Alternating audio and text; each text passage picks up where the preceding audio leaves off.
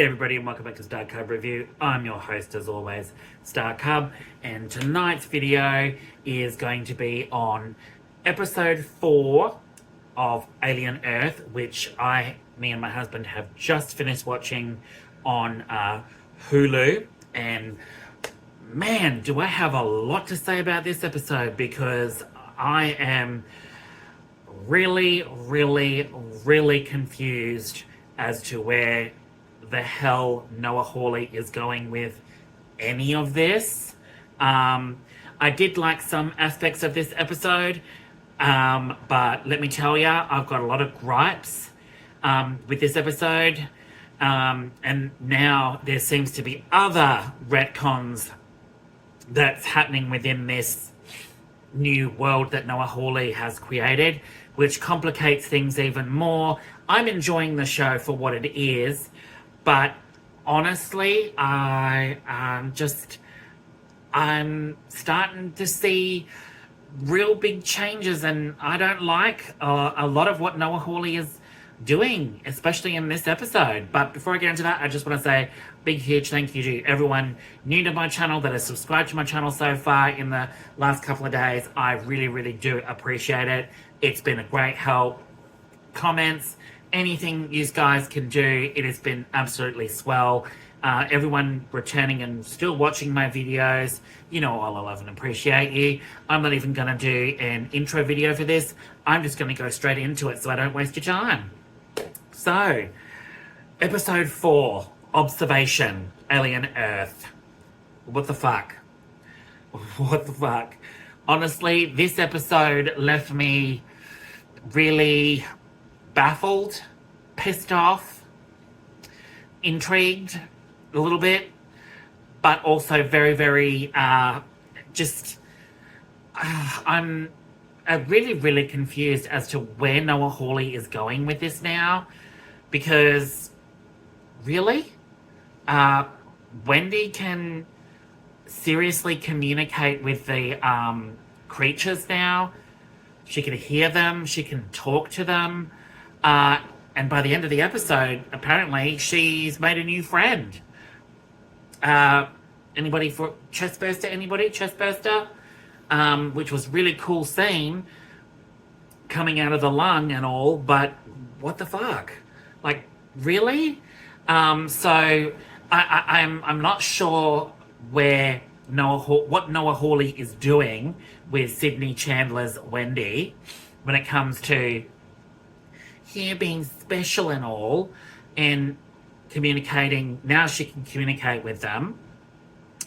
Got to see more of Alex Lawther as Hermit, which is Wendy's brother. I'm glad he's still in the fray. He's actually a very interesting character, and I think he's gonna meet I think he's an interesting character, I do, but I also think he's going to meet his demise by the end of the season. Maybe, I'm not too sure. I hope he doesn't, but it's aiming like it is. We got some more on Moro communicating with... Moro is played by Babu Sise. And he's great. He's absolutely great. So it was great to see him. And he was communicating with Slightly, which is Rishi Cooper as Arush from Mumbai. Don't like his character. I think I really do hate this whole children in synthetic adult bodies routine. It's getting very old very quickly. It's taking away from what essentially is Alien, in my opinion. It's making it more about synthetics or hybrids, and I'm not really liking the angle that it's going with that. But Moro wants him to collect an egg specimen, which is the facehugger egg, the ovomorph, But now, within the episode, we find out now he wants, instead of that, to get someone, he has to pick someone to get as close as they can to an egg, and essentially a facehugger will latch onto them, lay the egg inside the person and then get them out, and that way it'll, it pops out, and then, Weyland-Yutani can take it. So that was an interesting dynamic there, although how it's going to play out, and there's another story, because it looks like he's got it out for Wendy's brother, Hermit. And the other synthetics are just the other hybrids, children hybrids. I'm not liking them at all. There's some weird shit going on with Lily Newmark's character Nibs, who now thinks she's pregnant for some odd, bizarre reason, and she's starting to go fucking nutso in the head, and thinks that she's pregnant. She can, is trying to make up names for it, and then she scares the living shit out of Essie Davis's character, Dame Sylvia, who's talking to her about, they should have, integrated the children better and told them about all of this stuff, sex and how it all works and stuff like that before, putting them in adult bodies and how the adult body works.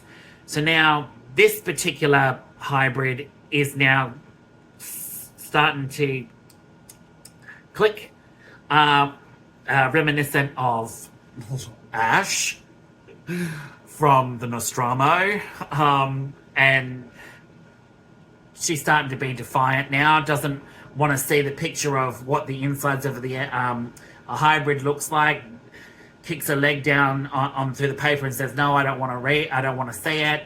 And then as Dame Sylvia is pushing the issue, she gets all defensive. Nibs gets all defensive and rages and jumps up near her onto the chair and scares the living F out of her. And now she's starting to realise, we got a major case here, like she's going loopy. So I don't like that aspect either. And it's like, oh my God, now they're going to start pinning these kids that are in adult bodies against humans. And I can see it. It's going to be hybrids against humans, against xenomorph and the other aliens. And it's just like, oh my God, where is this going? Kirsch still examining things, still being really observant, and he's interesting. So I do like Kirsch. So Kirsch's whole thing, we see more. He's becoming more and more and more intrigued and studying. He's studying Wendy a lot and the other kids. So, and obviously the creatures.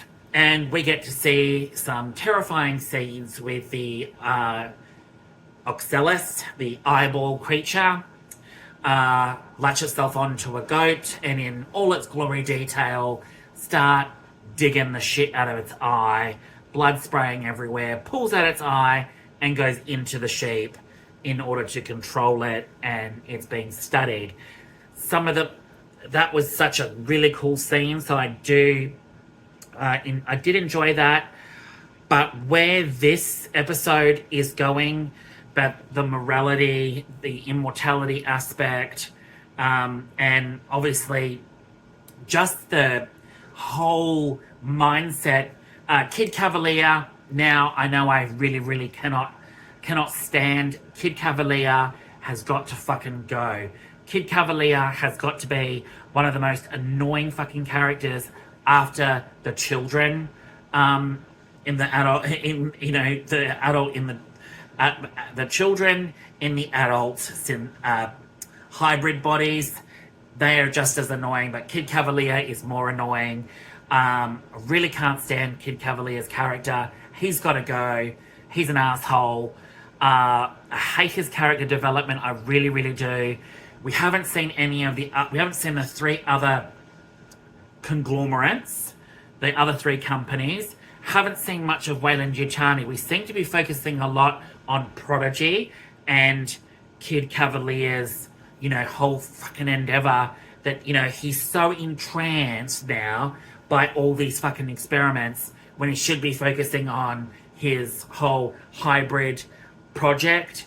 And it seems like this was the aim all along. It's kind of like, oh yeah, I have a lab set up just for all this, so we can start experimenting. So it comes off kind of really like, oh, I don't know. It's just, I'm annoyed and I'm frustrated that this episode didn't really, it's proving to me that Noah Hawley is retconning so much within the Alien universe now that by the time we get to Alien, the original, this is set 2 years before. How all this plays out is becoming redundant. It makes Alien, the original, seem like it doesn't fit in the timeline. Because why on earth would Weyland-Yutani 2 years from now redirect the Nostromo to the distress signal when this shit's happening on Earth?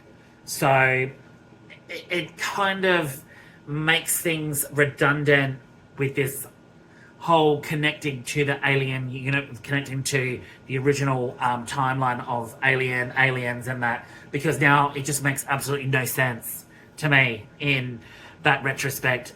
If this had been separate and you'd done its own thing, but separate from the whole movie timeline, and set this in a different time period, away from the whole connecting to the Alien universe side of thing, and do its own thing, this would have been so much better as a side thing. This is doing its own thing. It's not connected to any of the mythology, like the Alien vs. Predator films. They're not canon. But this being canon to the Alien timeline is really, it's not feeling like Alien to me, and it's feeling more and more and more now like it's adding new concepts in every time, and it doesn't add up. Because when you get to the movie timeline, it doesn't add up why this happened on Earth, and then suddenly they redirect the Nostromo to there to get, to investigate. Obviously, they knew that the creature was there, sort of thing, as it's implied later on. If you watch the main, especially when it comes to Prometheus in some sort of way, and Alien Covenant, they had to have known that it landed there somewhere, because Ash knew about it. So there's that whole aspect mixed in with this now. Then when it comes to Alien, which is 2122, the movie now does not make sense in the timeline period, because why would they redirect if they could just get specimens from that are here already, that's been displayed in the series so far? So it makes no sense to me. And in glorious fashion, it ends with the glorious chestburster coming out of her brother's lung, in all its glory. And now I'm also confused about the chestburster. It was a design choice that I feel really bizarre about, and I don't know what the fuck Noah Hawley's doing, but the chestburster was really, really long, and it looked more like a snake with a big bump on its head. It didn't feel alien to me at all. It looked more like a pooey slug, with its little hands. I'll use my strong hand type of thing.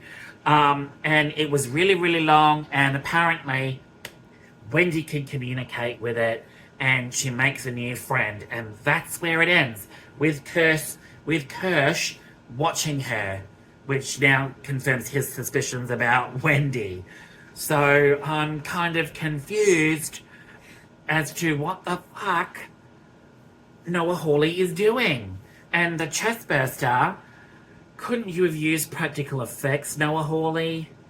Like, that, you could tell that was CGI. And, you know, as good as it looks, practical effects are better. Practical chestburster would have been better. But hey, I'm not Noah Hawley. What do I give this episode? Shit. You know, I'm conflicted, but, you know, it's starting to be more and more apparent to me where Noah Hawley is taking this franchise. And I'm in it for the long haul. I do enjoy it, but it's now confirming my suspicions more and more and more that he's starting to retcon a lot of things within this whole universe that I have no idea if it's going to line up and make more sense later on, or he's retconning certain things to fit his timeline, and then when you get to the original film, it just seems pointless. But hey, that's me. What do I rate it? I'm gonna give it a 6. 6 out of 10. It was okay, but I'm just like, I'm starting to see more and more cracks form, and it's becoming more and more apparent that it's moving further and further away from the main franchise. And I don't know whether this is a good thing or a bad thing. I'm conflicted, because adding new things into it, the way he's doing it, does not make sense to me whatsoever. But hey, that's just me. Thanks so much for tuning in, guys. I hope you enjoyed this one. Don't forget to click like, subscribe, and notification bell to keep up to date with all my content. And I'll see you all with another video very, very soon. Alright, guys. Good night.